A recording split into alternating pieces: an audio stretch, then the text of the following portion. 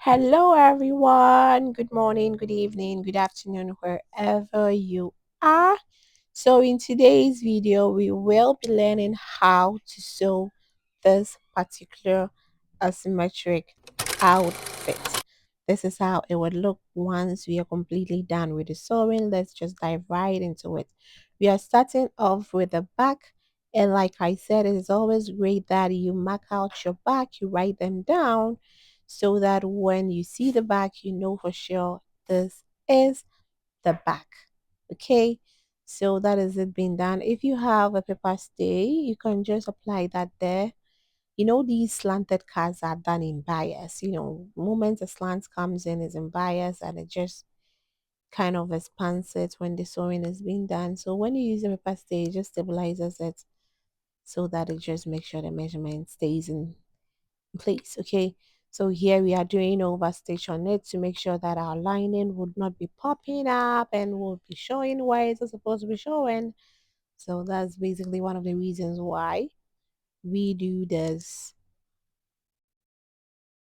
measurement there. But that is the zip allowance. If you've watched the pattern, you realize that we were having this kind of pokiness with our zip allowance. Okay, so here this is the back of it.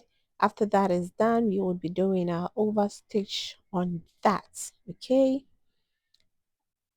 so once we are done with it, we're not forgetting that we will be attaching our label to it. This is Rena Care's collections, and please, if you want us to sew any outfit for you, kindly hit us up. We deliver worldwide. Okay, we deliver worldwide. We are open to take all of your orders. And yes, if you want to join our online classes, you can also, contact me and then you know how to start. Okay. So here we are dealing with our front.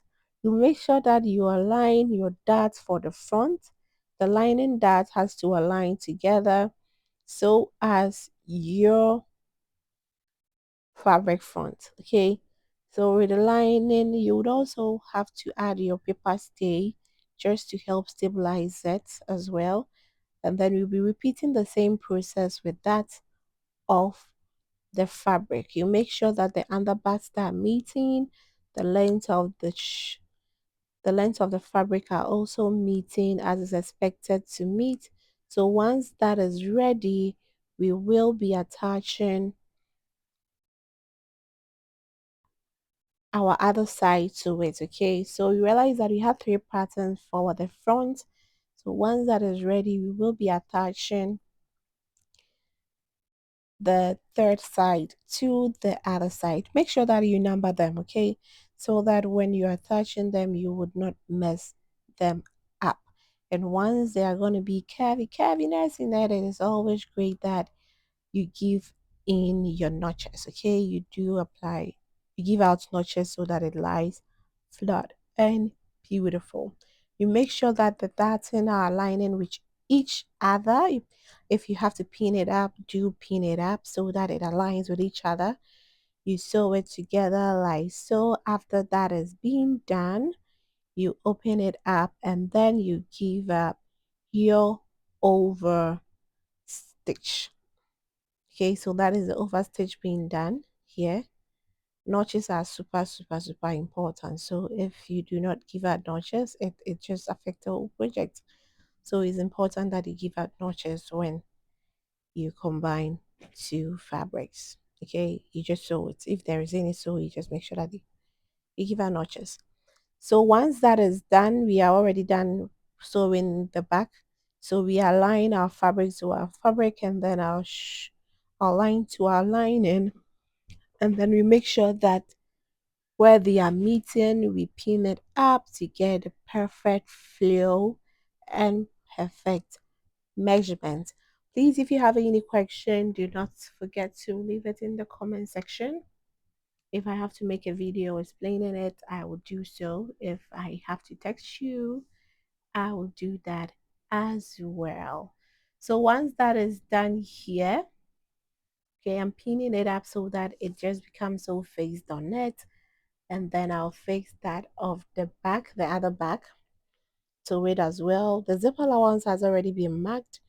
And then with here, I'll be using my dart measurement for it. So with that, I'll be going out by 4 inches. So once they are done marking, I'll transfer it to the other side and then I'll sew the two as it can be seen here. So the first one was done and then I'll transfer that to the other side and then I would use my crayon to just mark it out and then sew it as it can be seen here. So once that is done, I would pin it together.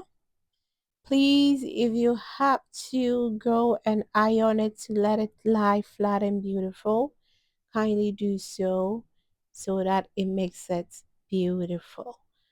So once that is done, I'll move on to my ironing table, iron it up and then pin them up together. So here I'll be using the person's particular measurement for the person shape in this project. Zips allowance, particularly if it is symmetric, make sure that you respect the zip allowance that has been attached to it. So once I join them together, I notice that things are not really summing up. I'll just cut those excess off of it and then I'll make sure that they're lying perfectly. So with 38, I'll be marking my 8 and then that of the bust of 36, I'll mark my 9 inches as well. So once I'm done marking them, I'll use my ruler, move to the machine and sew it up to tighten it before I will attach the flare for the down. Please, how this particular flare is being cut, I have a couple of tutorials on this channel showing how the whole thing was done. Please do check it out, okay? Do check it out so that we can make this particular video a little bit shorter, okay?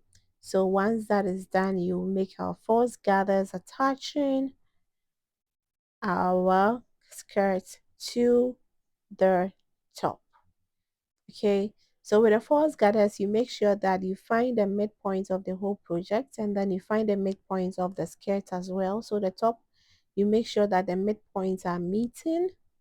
So the top midpoint and the skirt midpoint will meet. So once they meet, you make sure that you align the measurement so that it connects with each other, okay? So that is it. I'm repeating the whole process all over again. Kindly do take a critical look at how it is done.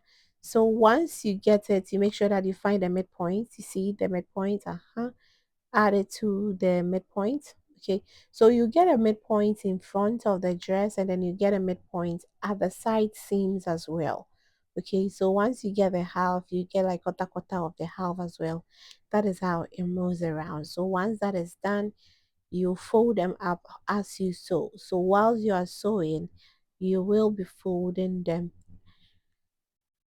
to create those gathering effects on your dress.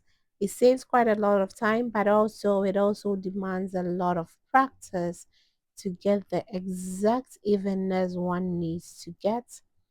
You know, you need to get that measurement for it to really sit up right. So once that is done here,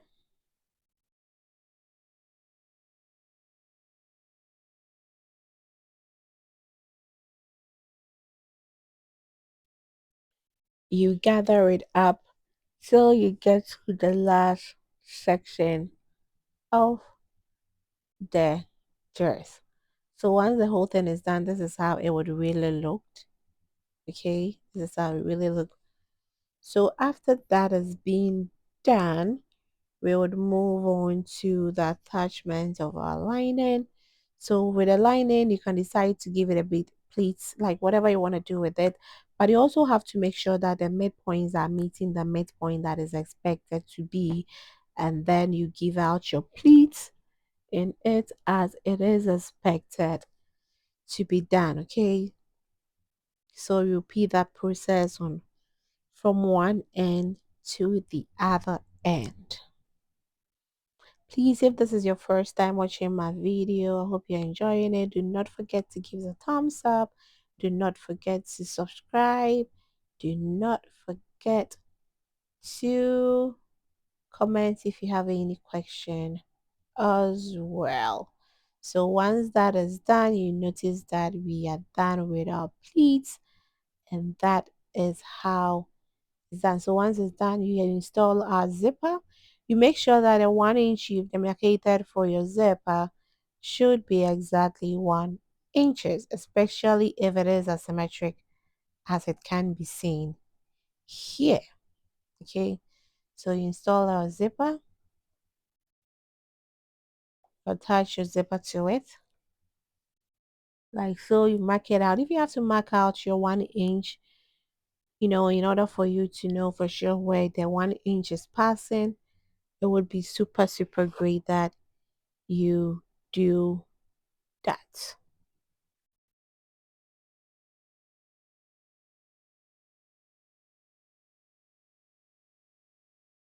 Oh no. So after all this, so I realized that okay, the down section was not working. So I had to rework on my bobbin and then resew it all over again. Sometimes, it happens like that. You notice that, oh, it was completely finished. So I had to change my bobbin. So I had to do that and then sew it all over again. Okay. You sew it all over again. Sometimes it happens. So what do? You just take it out and then you change your bobbin and then you continue to sew.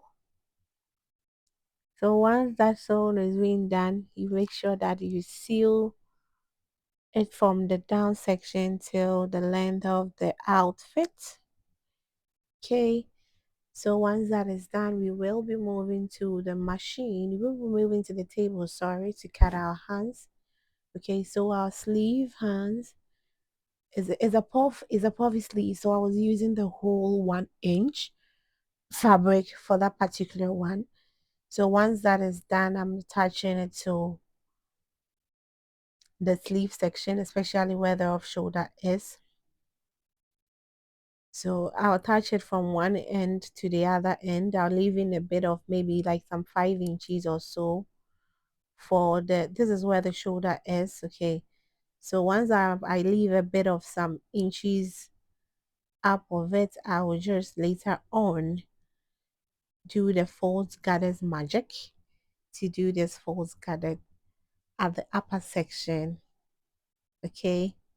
Yes, I'll do that false gathers there to just give it that puffiness at the shoulder section. So once that is being done, I would also move on to the other section and then I would also work around that. So once I'm done with it, I'll just fold the top into two, sew it almost like an inch.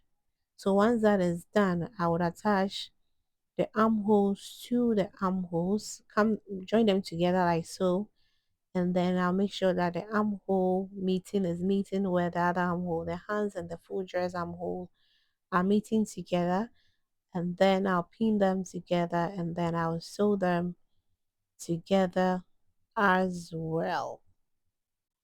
So once that is done here, I'll move inches of either 4.5 inches or 4 inches just to secure the armhole, and then I'll do that at the other side as well. So once that is ready, position it on the machine and sew it. But when I'm doing my elastic cut, I'll make sure that the elastic falls between 9 inches or 8 inches, and then I'll use my safety pin to pass it through that measurement just so that it falls between it and it lies perfectly. So once that is being done, I'll position it, I'll pull through the elastic with a measurement of either 8 inches or 9 inches, depending on how comfortable you want it to be. You go on with that as well. And once I'm done with that, I will just put it beneath my machine and then I will seal it up using my machine to seal it up. Okay, so I'll use the machine to seal it up. And if there are some excess showing, I'll just cut it out, and then I'll repeat the same process to the other section as well. Okay, so after that, after the whole thing is being done, the sleeve had elastic on it, so I'll just repeat the same process, and then here I'll use the wrist or the person's measurement to apply the elastic there. So by the time you are done with your whole sewing, this is how the whole outfit looked. This is how it looked.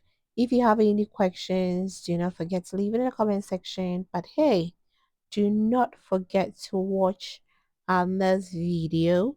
This is how the back looked with our flare.